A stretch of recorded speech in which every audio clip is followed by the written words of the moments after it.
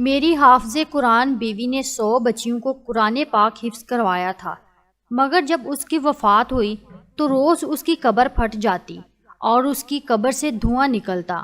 میں روز اپنی بیوی کی نئی قبر بنوا کر آتا۔ لوگ پوچھتے کہ اس نے کون سا گناہ کیا تھا جس کی اسے سزا مل رہی ہے۔ میں نے اپنی ساس اور سالے سے پوچھا تو میری سالی روتے ہوئے مجھے اپنے کمرے میں لے گئی اور کمرے کا دروازہ بند کر کے اس نے مجھے ایک ایسی چیز دکھائی کہ میرا کلیجہ پھٹ گیا، کیونکہ میری شادی کو 6 سال گزر گئے تھے اور میری بیوی نہایت خوبصورت اور نیک سیرت تھی۔ ان 6 سالوں کی رفاقت میں اس نے مجھے کبھی کوئی شکایت کا موقع نہیں دیا تھا۔ میری بیوی حافظ قرآن تھی اور شادی سے پہلے اس نے 100 بچیوں کو قرآن مجید حفظ کروایا تھا، جس کی وجہ سے مجھے ہر وقت یہی سوچ کر خوشی ہوتی تھی کہ میری بیوی کی صرف دنیا ہی نہیں بلکہ آخرت بھی آسان ہوگی اور وہ یقیناً میرے بچوں کی بھی اچھی تربیت کرے گی۔ ہم دونوں میاں بیوی کو بچوں کا بھی بہت شوق تھا، مگر شادی کو اتنا وقت گزر جانے کے بعد بھی ہماری اولاد نہیں ہوئی تھی۔ اب میں مایوس سا ہونے لگا تھا، اور ایسے موقع پر عموماً لڑکیاں سب سے پہلے نا امید اور دل برداشتہ ہونے لگتی ہیں، مگر میری بیوی اپنی اداسی ظاہر نہیں کرتی تھی اور صبر سے وقت گزار رہی تھی۔ پھر شادی کے اتنے سال بعد اللہ کو میری بیوی کا صبر پسند آ ہی گیا تھا اور ہمیں اولاد کی خوشخبری ملی۔ میں ان دنوں بہت خوش تھا اور اپنی بیوی کا بہت زیادہ خیال رکھ رہا تھا، کیونکہ ڈاکٹرز کا کہنا تھا کہ میری بیوی کو بہت احتیاط کی ضرورت ہے۔ میرا بس نہیں چلتا تھا کہ میں اپنی بیوی کو بستر سے نیچے اترنے نہ دوں۔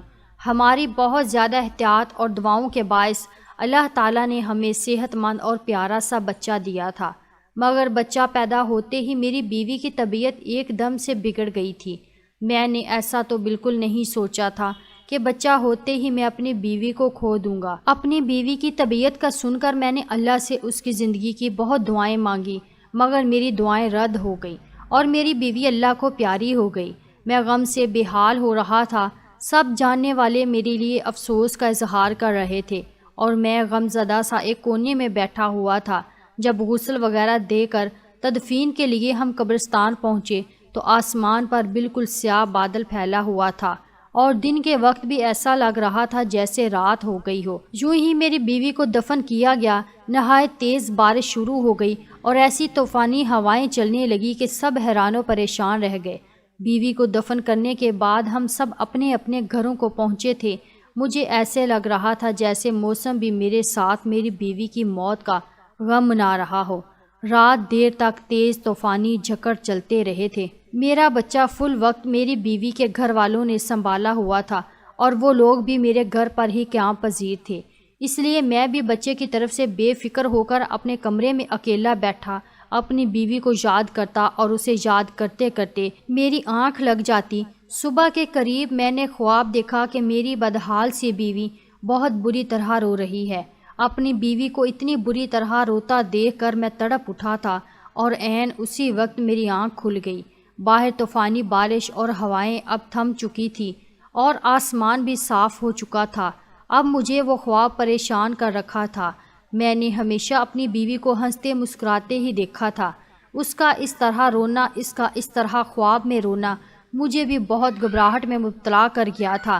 میں نے گھڑی پر وقت دیکھا تو فجر کا وقت تھا۔ میں نے اٹھ کر فجر کی نماز ادا کی اور اپنی بیوی کی مغفرت کی دعا کرنے لگا۔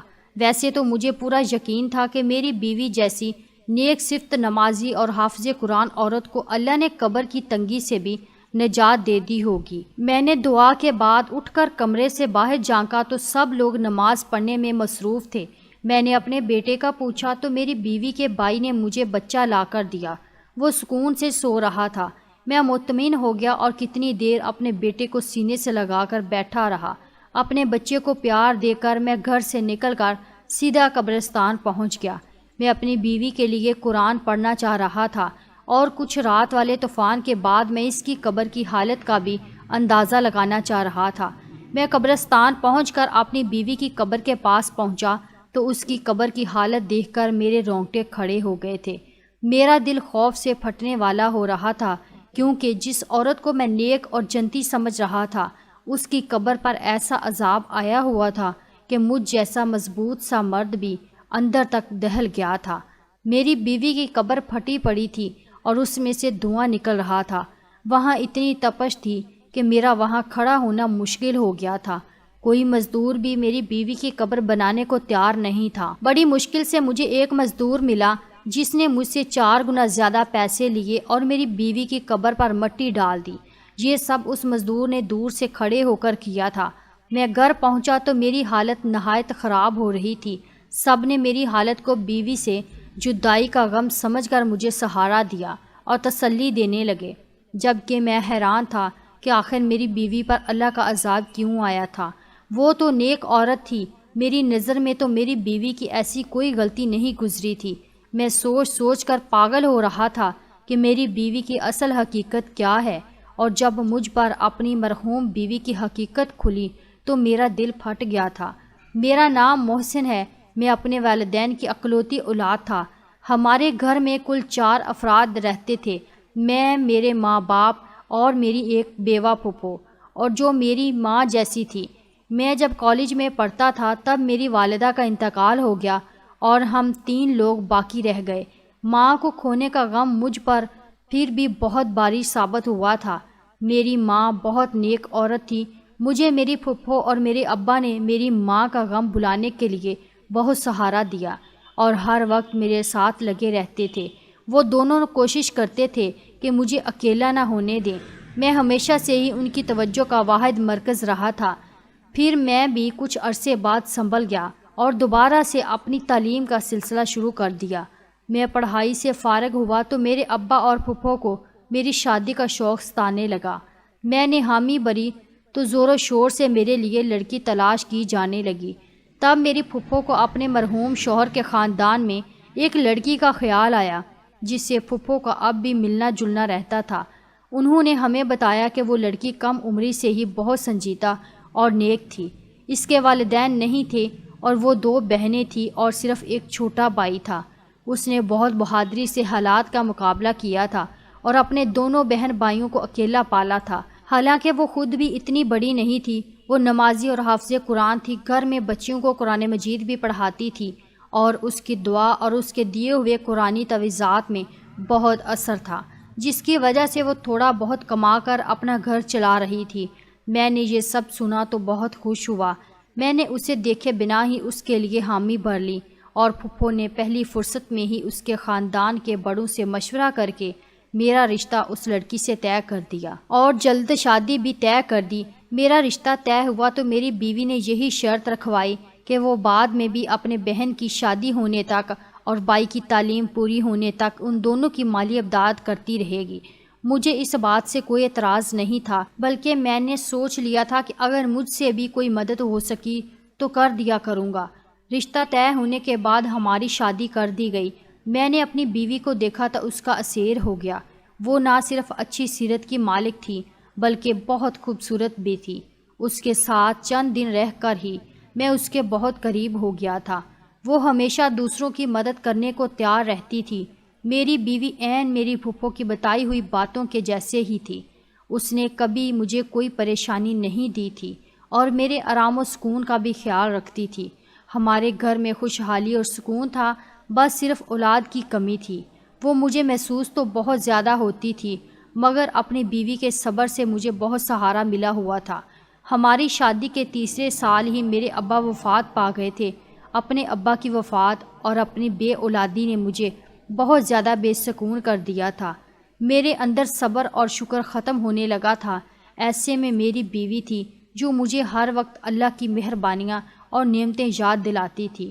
وہ مجھے صبر کی تلقین کرتی رہتی تھی۔ میں حیران تھا کہ وہ ایک لڑکی ہو کر مجھے حوصلہ دیا کرتی تھی، حالانکہ ہمارے خاندان والوں نے ہمارا جینا مشکل کر رکھا تھا کہ ہماری اولاد کیوں نہیں ہو رہی، اور میری پھپھو تو اٹھتے بیٹھتے ٹھنڈی آہیں بھرنے لگی تھی اور میری بیوی کو باتیں سنانے لگی تھی، یوں جیسے یہ سب میری بیوی کے ہاتھ میں ہو۔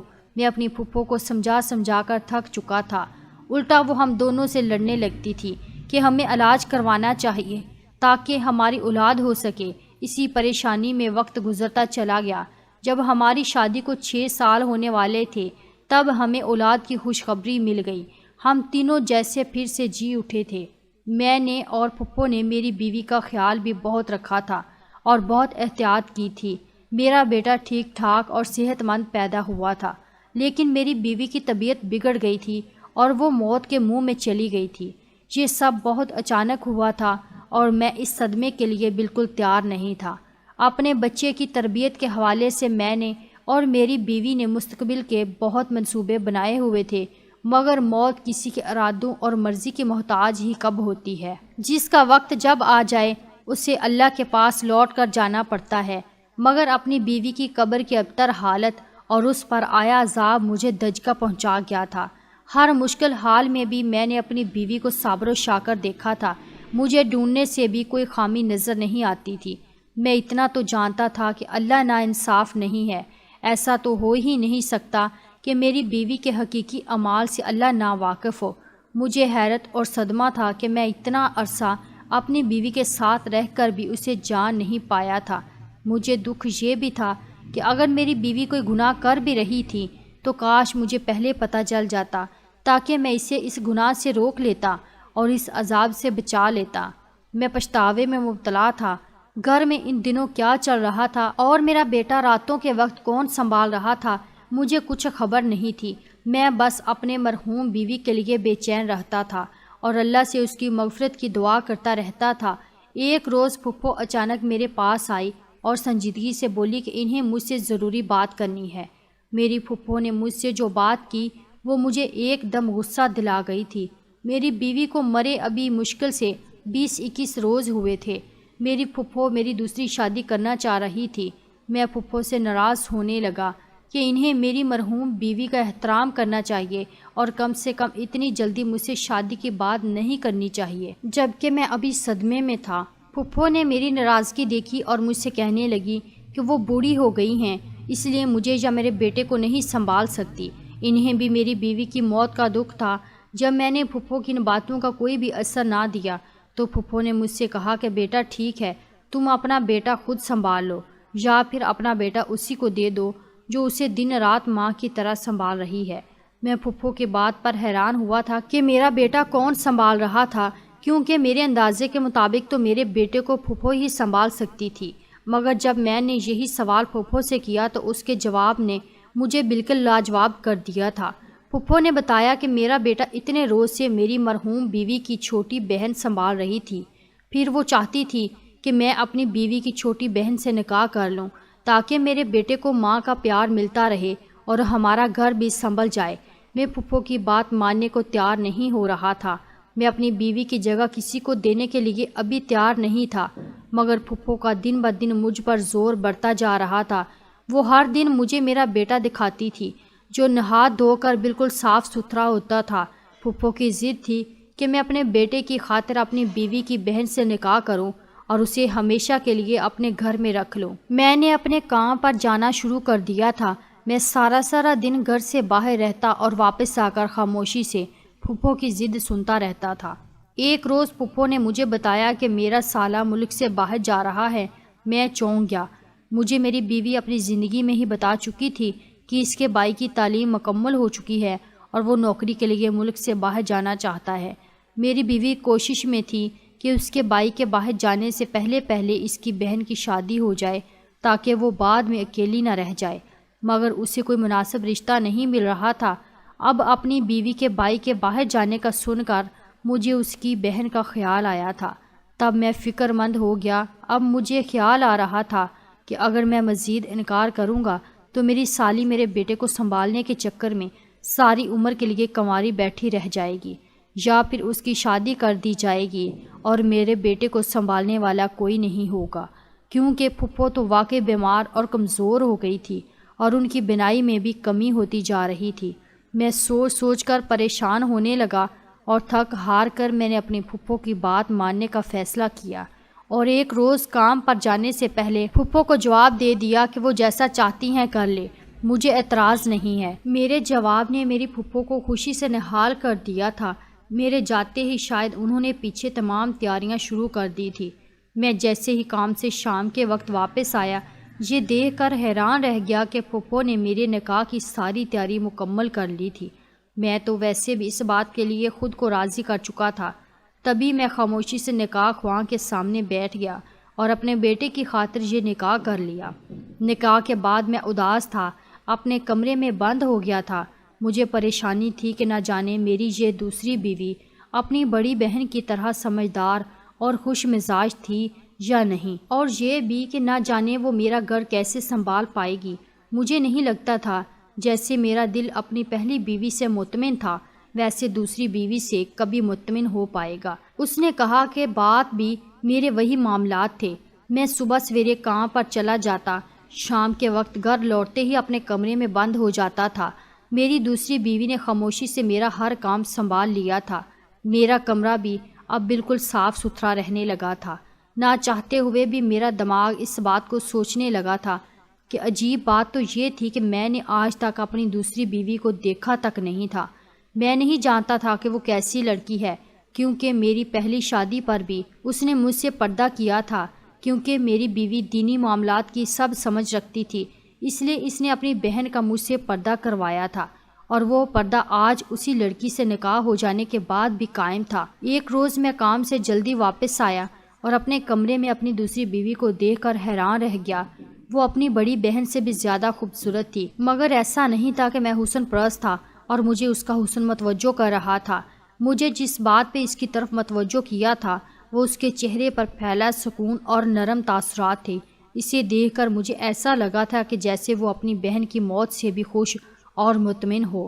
میں یہ بات سوچتے عجیب کیفیت میں گر گیا تھا۔ میں نے اسے غصے سے دیکھتے ہوئے سوال کیا کہ وہ اتنی مطمئن کس بات پر ہے۔ میرا سوال یقیناً اس کے لیے عجیب اور غیر متوقع تھا۔ وہ حیران اور پریشان سی مجھے دیکھنے لگی تو میں مزید بولا کہ اسے اپنے بہن کی موت کا افسوس ہی نہیں ہے، الٹا وہ اس کی جگہ لے کر بھی اتنی خوش کیسے رہ رہی ہے، جبکہ اس کی بہن جوانی میں موت کے منہ میں جا چکی تھی اور اس کی آخرت بھی جانے کیسی ہونے والی تھی، کیونکہ اس کو قبر میں عذاب جھیلنا پڑ رہا تھا۔ میں نے اپنی مرحوم بیوی کا یہ راز غصے میں سوچے بغیر اس کی بہن کے سامنے بول دیا تھا، مگر میری بات پر جب اس کے چہرے کے تاثرات بدلے تو مجھے اپنی غلطی کا احساس ہوا اور میں چپ ہو گیا۔ میری دوسری بیوی کچھ دیر صدمے سے مجھے دیکھتی رہی اور پھر بری طرح رو پڑی۔ میں اسے روتا دیکھ کر پگھلا گیا تھا۔ روتے روتے وہ ایسی بات بولنے لگی جس نے مجھے ساکت کر دیا تھا۔ وہ بار بار کہہ رہی تھی کہ مجھے یہی خوف تھا کہ بڑی باجی سے اللہ تعالیٰ ناراض ہو جائے گا اور اسے سخت عذاب دے گا، مگر وہ میری سنتی ہی نہیں تھی۔ میں اپنی بیوی کے الفاظ پر دنگ رہ گیا تھا، یعنی میری مرحوم بیوی کچھ ایسا کرتی تھی جس سے اس کی بہن بھی واقف تھی اور اسے روکتی تھی۔ جب میں نے اپنی بیوی سے تفصیل پوچھی تو وہ گڑبڑا گئی اور بات بدلنے کی کوشش کرنے لگی، مگر میں نے سب سچ جاننے کے لیے التجا کی تو اس نے مجھے اپنی بڑی بہن کی اصلیت بتائی، جسے سن کر میرے ہوش اڑ گئے تھے۔ اس نے بتایا کہ میری بہن واقعی نیک لڑکی تھی اور حافظ قرآن ہونے کی وجہ سے ہر وقت قرآن کی تلاوت کرتی رہتی تھی۔ ایک روز ہمارے محلے میں کسی بچے کو تکلیف ہوئی تو اس کی ماں کی پریشانی پر میری بہن نے یوں ہی کچھ آیت پڑھ کر اس بچے پر پھونک دی، جس سے اس بچے کو آرام آ گیا۔ اس واقعے کے بعد میری بہن بہت مشہور ہو گئی کہ وہ نیک بی بی ہیں جس کے پاس بیماری اور تکلیف کی شفا ہے۔ اس کے بعد تو طرح طرح کے لوگ ہمارے گھر آنے لگے اور میری بہن تویز کے نام پر قرآن کی آیت لکھ کر دے دیتی تھی اور وہ لوگ چند روپے دے کر چلے جاتے اور ہمارا گزر بسر ہونے لگا تھا، مگر مشکل حالات کے لیے ہمارے پاس کچھ نہیں تھا۔ اچانک میرے بھائی کا ایک گردہ فیل ہو گیا، وہ ہسپتال میں زندگی اور موت کی کشمکش میں تھا اور ہمارے پاس اس کے علاج کے لیے رقم نہیں تھی۔ ہم بہت پریشان تھے۔ انہی دنوں ایک مرد میری بیوی کے پاس آیا، اسے بولا کہ وہ کسی لڑکی سے شادی کرنا چاہتا ہے، مگر وہ لڑکی شادی شدہ ہے۔ وہ چاہتا تھا میری بہن ایسا تویز دے کہ لڑکی کی طلاق ہو جائے اور وہ اسے پالے۔ میری بہن نے انکار کر دیا کیونکہ یہ گناہ کا کام تھا، مگر جب اس مرد نے 1.5 لاکھ روپے دینے کا کہا تو میری بہن نے بھائی کو بچانے کے لیے نہ جانے کاغذ پر ایسا کیا لکھا کہ اس مرد کی خواہش پوری ہو گئی اور ہمارے بھائی کا آسانی سے علاج ہو گیا۔ پھر تو ہر آئے روز ایسا ہی لوگ آنے لگے جو ناجائز مطالبے کے لیے تویز بنواتے اور 1.5 پیسہ دے کر چلے جاتے۔ ایک روز میں نے چھپ کر اپنی بہن کو وہ تویز بناتی دیکھا تو میرے سر پر آسمان گر پڑا، کیونکہ میری بہن کاغذ پر قرآن پاک کی آیت الٹ لکھ کر دیتی تھی اور یہ کالا علم تھا۔ میں دکھ سے پاگل ہوتی، بہن کو روکنے لگی، اسے سمجھانے لگی کہ وہ توبہ کر لے۔ وہ بولی کہ اگر میں ایسا نہ کرتی تو ہمارا بھائی کب کا مر جاتا۔ میں اس بات پر غصے ہو گئی تھی۔ میں نے بہن کو کہا کہ اس سے تو اچھا تھا ہمارا بھائی مر جاتا، مگر یہ حرام کام نہ کرتی۔ زندگی موت تو اللہ تعالیٰ کے ہاتھ میں ہے۔ اپنی بہن کو میں بہت سمجھاتی رہی، مگر اب وہ لالچ میں آ چکی تھی۔ وہ اتنی نیک تھی کہ روحانیت پا چکی تھی، مگر اس نے پیسوں کی لالچ میں سب کچھ گنوا دیا تھا۔ اس کی زندگی اچھی تھی، وہ نماز قرآن بھی کرتی رہی، اور حتیٰ کہ اس کی شادی ہو گئی، مگر اس نے وہ گناہ کبیرہ نہیں چھوڑا اور پیسہ کماتی رہی۔ میں سب سن رہا تھا۔ میری بیوی بول رہی تھی کہ میں ڈرتی تھی کہ اللہ تعالیٰ ناراض ہو گیا تو توبہ کی مہلت دیے بنا ہی موت دے دے گا اور سخت عذاب دے گا، اور میرا کہا سچ ہو گیا۔ میں گم سم ہو گیا تھا۔ میں اپنی بیوی کو اتنا نیک سمجھتا رہا اور وہ صرف دنیاوی پیسے کی لالچ میں اتنا بڑا گناہ کرتی رہی تھی، اور میرے سامنے بیٹھی میری دوسری بیوی اس جیسی حافظہ نہ ہونے کے باوجود اللہ کا خوف رکھتے تھے۔ اللہ تعالیٰ نے مجھے اب اصل میں نیک بیوی سے نوازا تھا۔ کالا علم کرانے والے اور کروانے والے دونوں کے لیے اللہ کے ہاں سخت عذاب ہے۔ کبھی بھی کسی اپنے کی شدید بیماری میں بھی اس گناہ کا مرتکب نہیں ہونا چاہیے، کیونکہ ہو سکتا ہے اس بیماری کے بعد جب اسے موت آئے تو وہ اس کی نجات کا ذریعہ ہو۔